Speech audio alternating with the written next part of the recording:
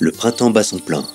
En ce moment, la campagne est pleine de vie et les journées se rallongent, permettant aux passionnés de la nature d'observer plus facilement de nombreux animaux qui ont d'habitude des mœurs plus nocturnes. Et quant à moi, je suis de retour dans les bois, pour observer un oiseau pas facile à trouver. En ce moment, c'est une bonne période pour trouver la chouette hulotte. Enfin, les petits en tout cas, puisque les petits viennent de quitter le nid, et en fait ils se baladent dans les sous-bois, et on les entend crier avant la tombée de la nuit.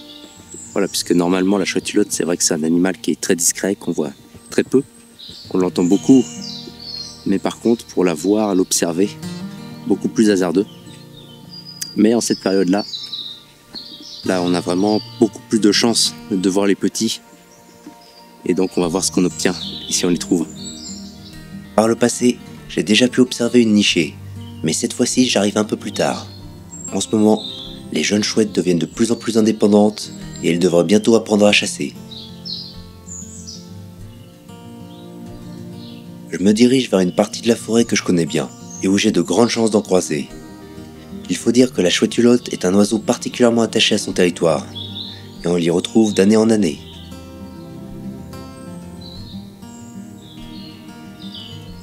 L'endroit qui m'intéresse est la lisière de la forêt, avec des arbres un peu partout, mais aussi de nombreuses clairières.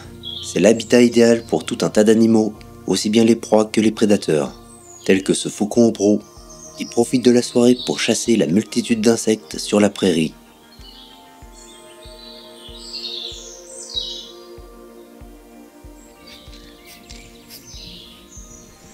Le soleil est encore au-dessus de l'horizon lorsque j'arrive à l'endroit que j'avais repéré, et ça a tout l'air du terrain de chasse idéal.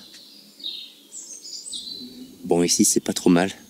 En fait, je suis en bordure de clairière. C'est une zone intéressante pour voir les chouettes, notamment la chouette hulotte, puisqu'elles viennent se percher sur des branches, elles aussi à la lisière, et en fait ça leur permet vraiment de chasser, de guetter ce qui s'y passe, et d'attraper les campagnols, les rongeurs qui passent juste en dessous d'elles. Donc là évidemment on n'entend rien pour l'instant, mais à mon avis, on devrait pas tarder à les entendre. Pour trouver un nid, ça serait pas vraiment une bonne idée de trouver un terrain de chasse.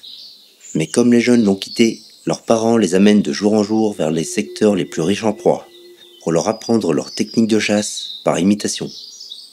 Et bientôt commencent à résonner au loin de petits cris qui ne trompent pas. Ça y est, ça commence. Donc là on les entend, mais c'est assez loin. Mais on le reconnaît, c'est un cri qu'on reconnaît, on finit par s'habituer. Bon, je vais aller m'enfoncer dans les bois. C'est parti. Je quitte la clairière et je m'enfonce dans les sous-bois. Une fois qu'on entend les cris, c'est assez facile. Les jeunes chouettes ne parcourent pas de grandes distances, et j'ai plus qu'à remonter la piste sonore. Cette fois on les entend mieux, on n'est plus très loin.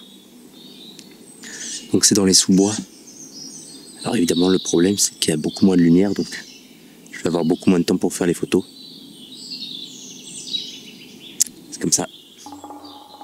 Pour l'instant, le ciel est dégagé. Le soleil est encore là, alors bien qu'il fasse déjà sombre, j'ai encore une vingtaine de minutes pour les trouver.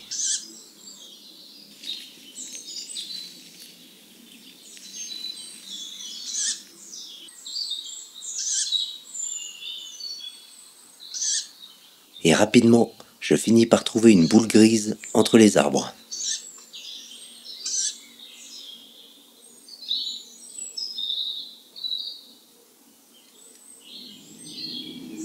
Bon voilà, je viens de les trouver.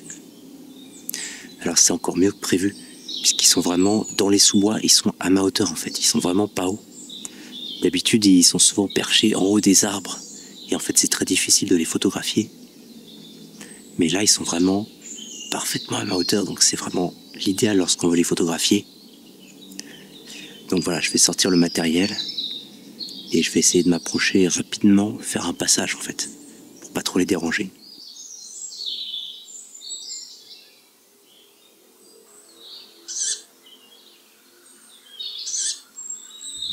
J'essaie de m'approcher discrètement, mais c'est pas la peine non plus d'essayer de passer inaperçu, car avec leur vision et leur ouïe extrêmement développées, les chouettons n'auront aucun mal à me détecter. Et au bout d'un moment, j'arrive à une distance raisonnable.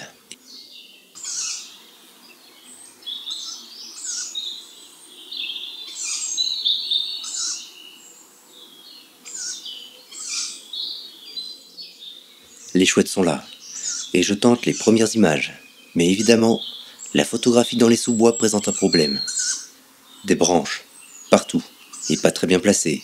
Mais bon, quoi qu'il en soit, le moment est déjà beau, et bien que les petites chouettes m'aient repéré, elles sont pas du tout effrayées.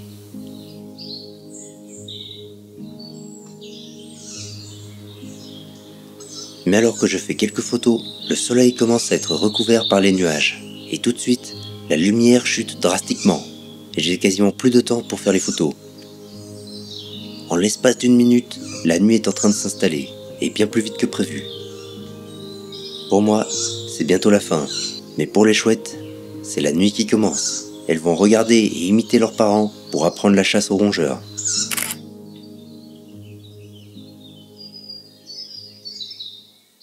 Le soleil est passé derrière les nuages, alors que l'appareil photo n'avait déjà plus beaucoup de lumière. Cette fois, il est aux abois.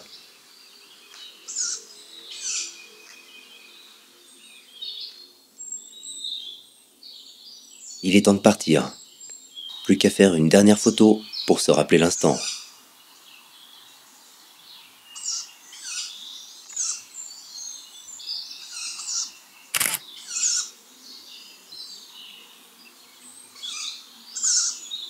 Sans le soleil, la nuit est tombée rapidement. Et les adultes vont bientôt arriver.